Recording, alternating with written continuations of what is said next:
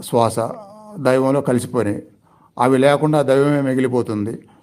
ఆ దైవ దర్శనమే జరుగుతుంది. అలా పూర్తిగా లయమవటమే ధ్యానం యొక్క ఉన్నత స్థాయి.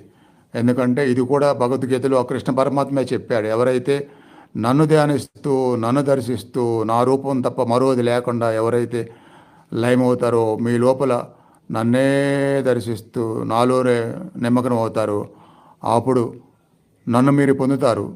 నేను మీకు అవగాహన అవుతాను. నా యొక్క జ్ఞానాన్ని మీరు పొందుతారు.